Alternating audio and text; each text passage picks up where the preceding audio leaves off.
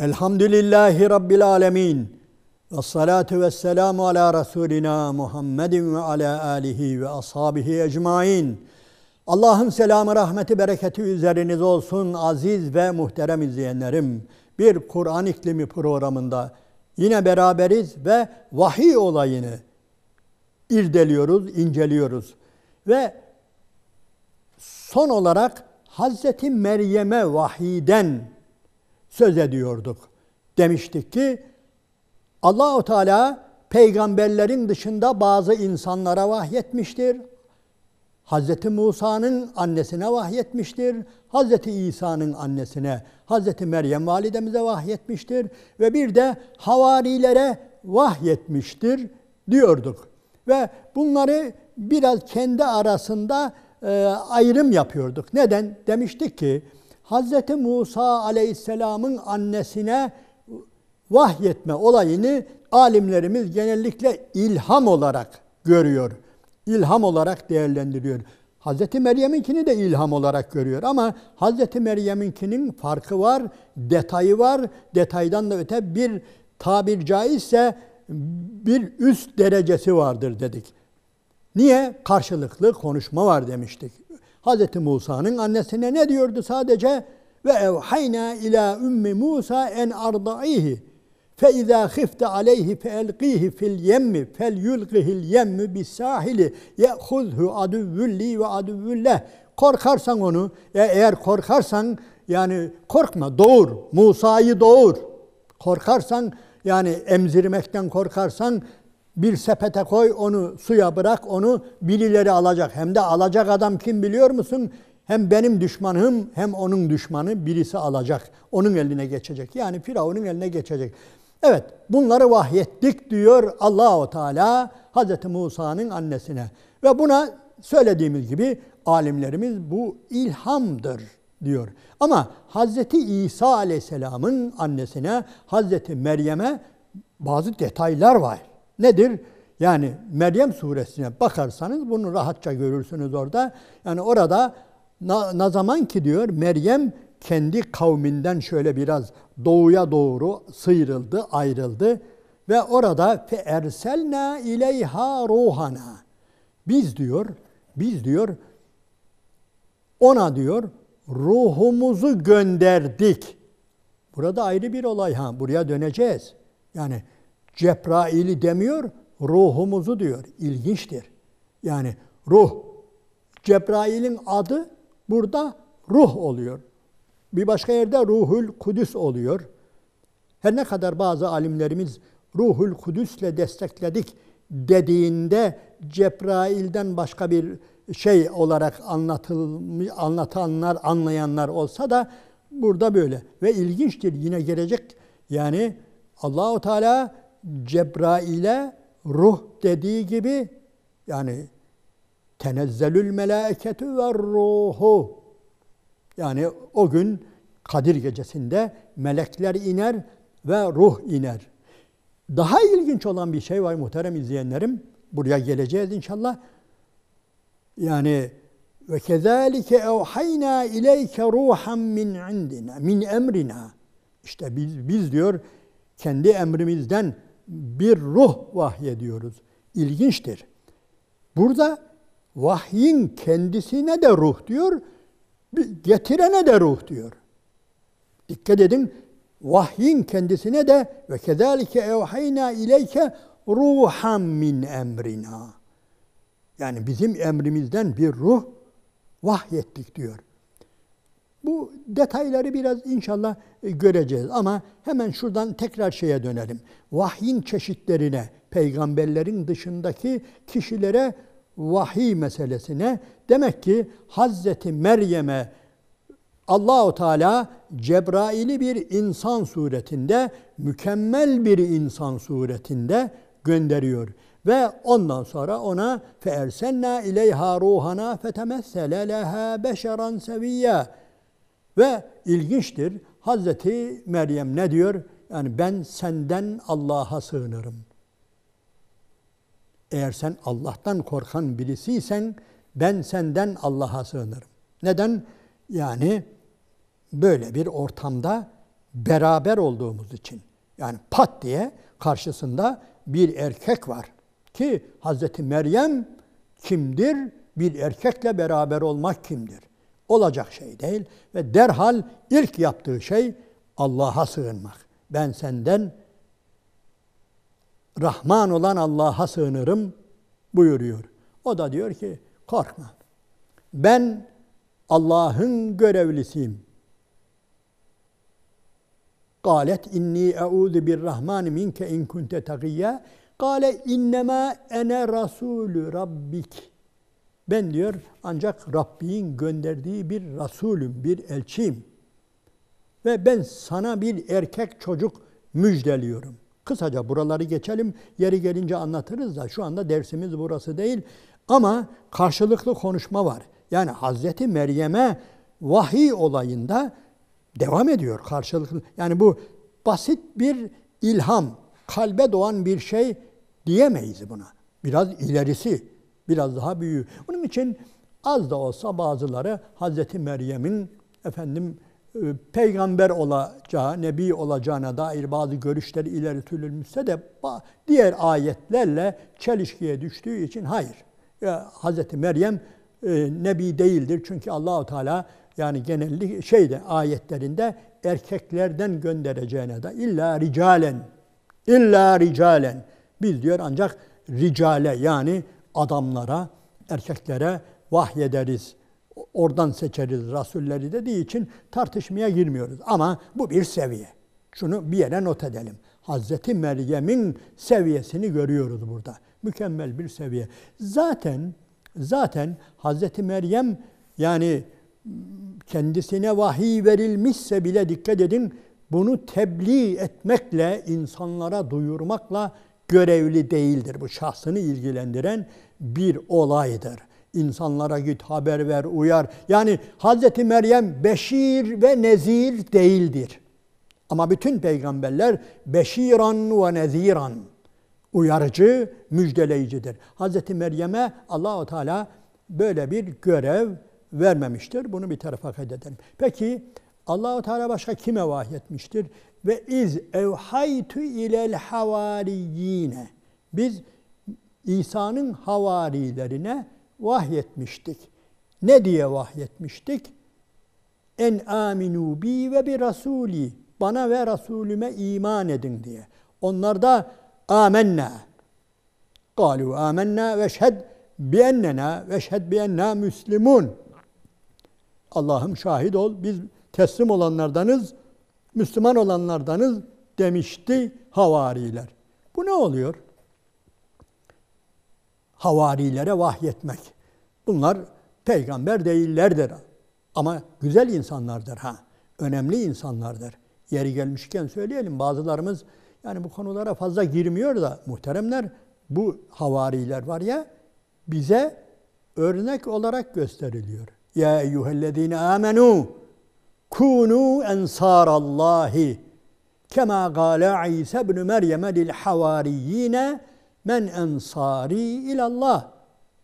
Allah'ın ensarı olun. Allah'ın yardımcıları olun. Ey iman edenler. Hani Meryem oğlu İsa demişti ya kimdir benim Allah yolundaki yardımcılarım deyince قَالَ الْحَوَارِيُّونَ نَحْنُ ensarullah.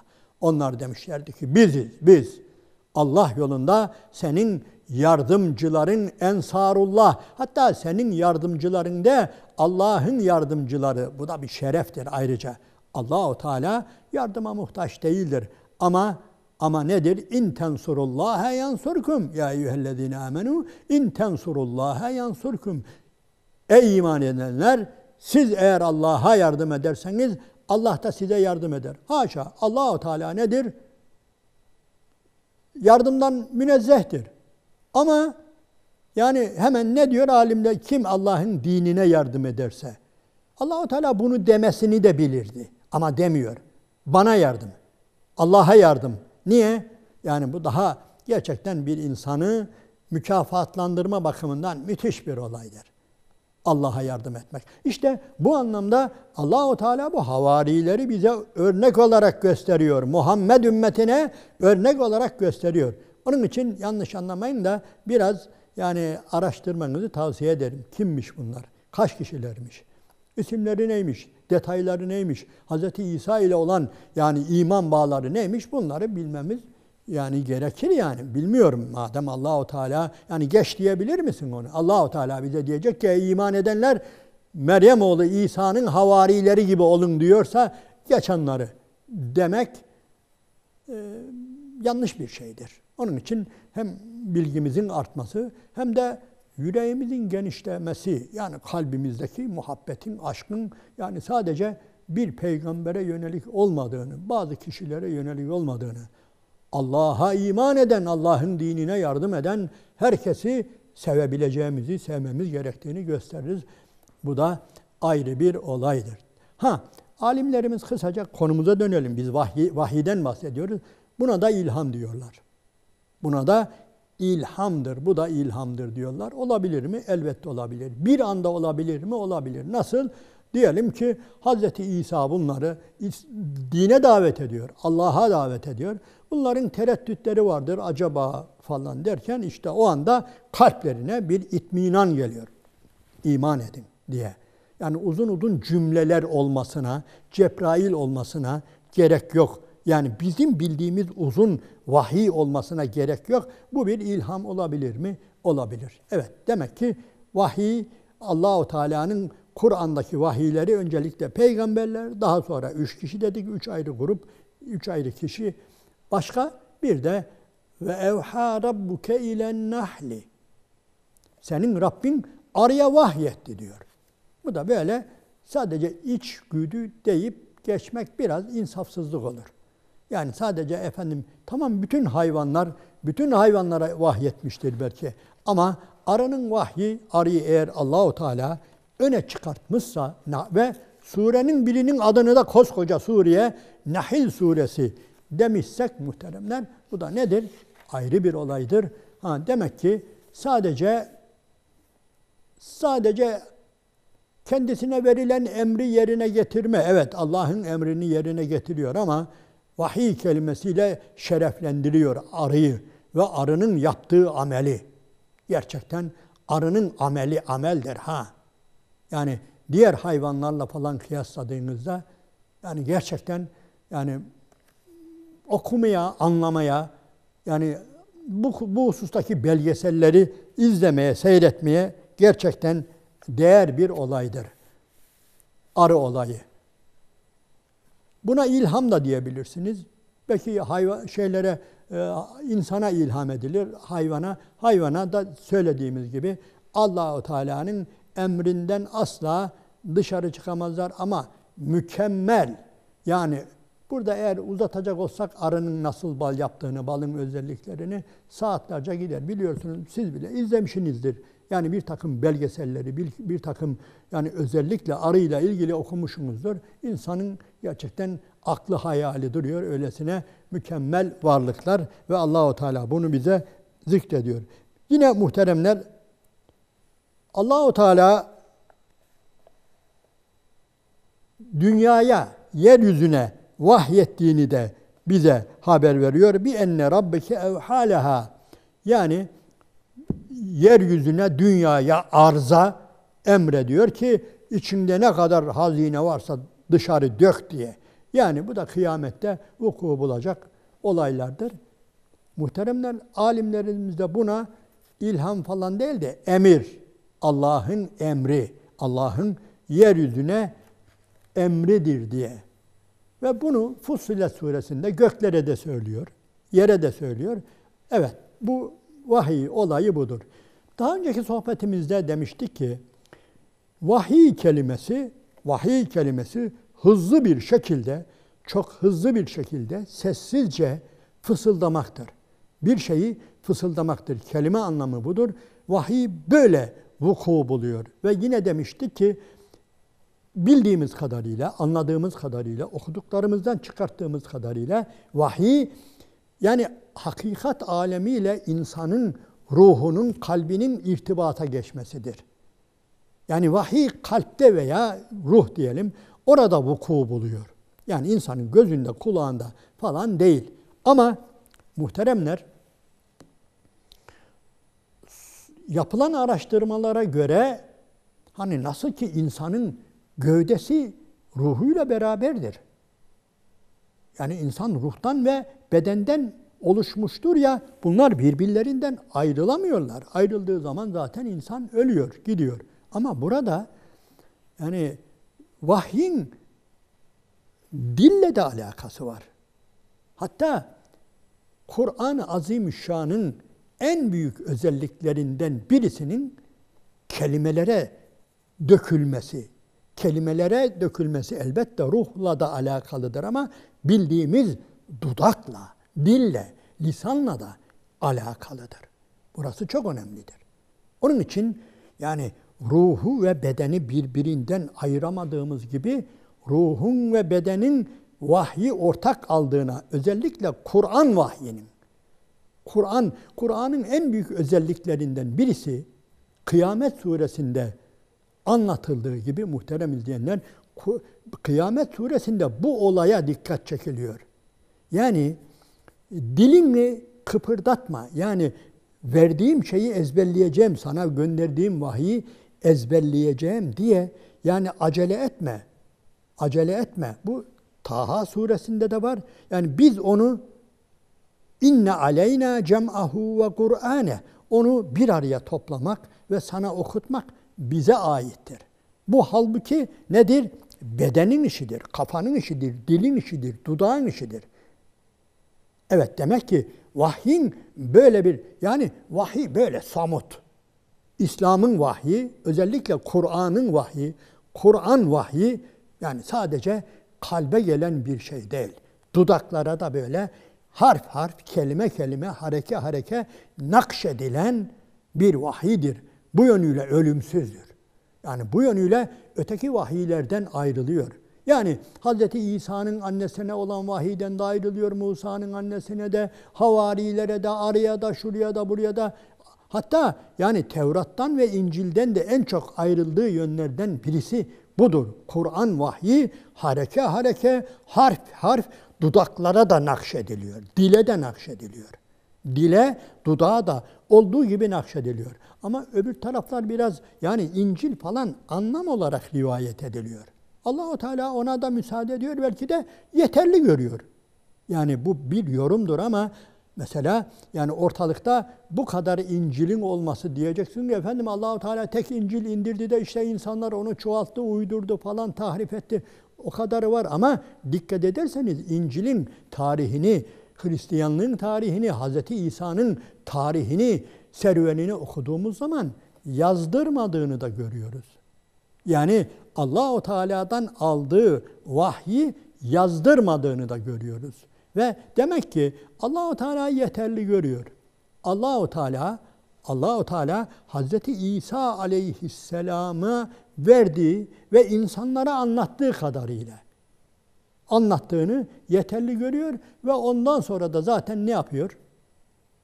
Havarileri, onu dinleyenler her gittiği yerde olayları anlatıyorlar. Bir gün biz Meryem oğlu İsa ile falan yerdeydik, falan gölün kenarındaydık. O bize şöyle şöyle şöyle dedi. Bir gün falan dağdaydık, o sohbette şöyle şöyle söyledi. Bunun içinde İncil de var. Yani bunun içinde Allah'ın sözleri de, kelamı da anlam olarak da var. Belki kelime olarak da var, lafız olarak da var. Ve belki Allah-u Teala bu kadarını yeterli görüyor. Ama Tevrat'ın bir bölümünü Allah-u Teala levhalar olarak veriyor. Bu da ayrı bir olay. Yazılı levhalar olarak veriyor. Bunu da unutmayalım. Ama Kur'an-ı Azimüşşan harf harf, kelime kelime yazdırılıyor, ezberlettiriliyor. Erkam bin Erkam'ın evinde ne oluyor? Efendimiz geliyor, Rahman suresi geldi diyor. Rahman suresini Eûzü Besmele'yi çekiyor, okuyor. Er-Rahman allemel Kur'an halakal insan. Bitiriyor. Ezberleyenler, bunu tekrar eden var mı? Belki birkaç defa tekrar ediyor. Ondan sonra ezberleyenler kim diyor? Ve ezberletiyor.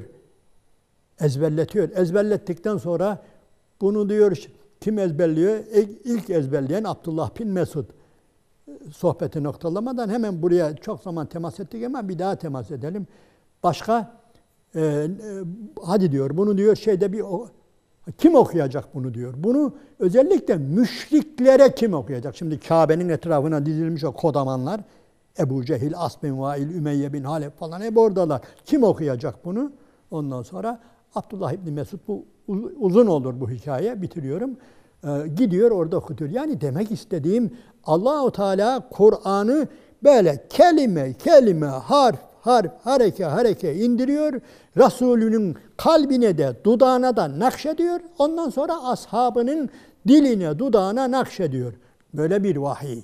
Onun için Kur'an vahyi gerçekten öteki vahiylerden ayrıdır. Onlar da Allah'ın kelamıdır, Allah'ın vahyidir ama Allah-u Teala kıyamet gününe kadar geçerli olacak ya bu. Kıyamet gününe kadar ve bizim bilmediğimiz başka hikmetlerden elhamdülillah bize böylesine bir vahiy nimeti veriyor.